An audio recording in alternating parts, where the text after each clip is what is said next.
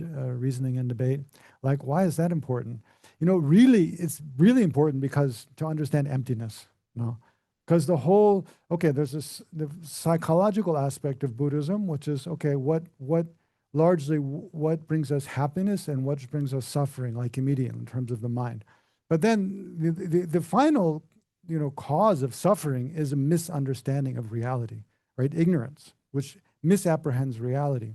And so to generate the wisdom that is the direct antidote to that ignorance really requires understanding, well, what is reality? To understand what is reality requires a very fine kind of discrimination, a very precise kind of logical mind. Like, okay, why are things not this way? Why are things this way? What is my reasoning for that? Because we have to analyze our own, you know, our own understanding, our own beliefs, you know, again and again. So logic and debate is really about like bringing together more tools and learning about more tools and refining tools for discriminating between things, and especially like what is true, what's not true, why or why not. What are my reasons for asserting this to be the case and this not to be the case?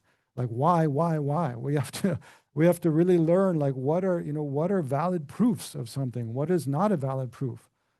So that's what logic and debate is really about. And the reason I'm presenting it again before we go over tenets, because the next topic we'll go over like from next June, you know, June 2026, is tenets.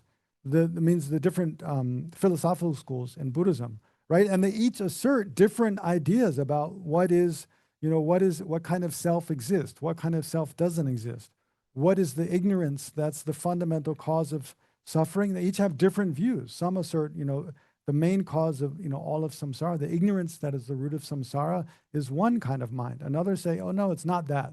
It's something more subtle than that. Another says, no, it's not that. It's more subtle than that. And they each have different reasons for asserting their own view and rejecting the views of others.